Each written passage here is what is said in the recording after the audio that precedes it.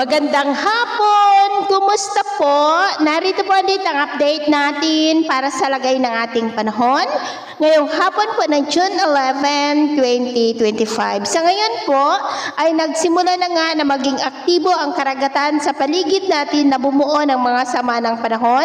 At ngayon ay mayroong dalawang aktibo na weather disturbance sa silangan at kanluran po ng ating bansa. Isang bagyo ang nasa kanluran at isang low pressure area ang nasa silangan about 480 km east ng Isabela.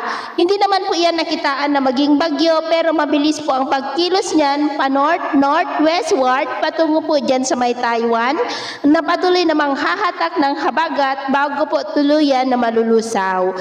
At sa susunod po na linggo ay mayroon uling namamataan na posibleng mabubuo na sama ng panahon sa silangan ng Kabisayaan at ang development niya ng ating babantayan kung matutuloy po o hindi.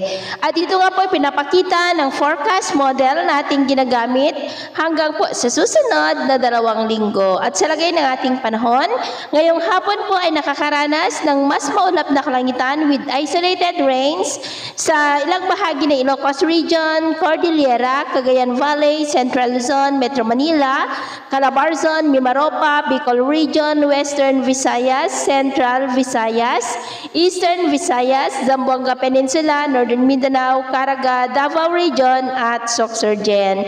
At mamayang gabi po may tsansa pa rin ng mga isolated rains sa ilang bahagi nating bansa kaya mag-ingat po tayo dahil posible pa rin ang mga banta ng mga pagbaha at pagguho ng lupa lalo na't posibleng may kalakasan ng mga pag-ulan sa ilang bahagi po.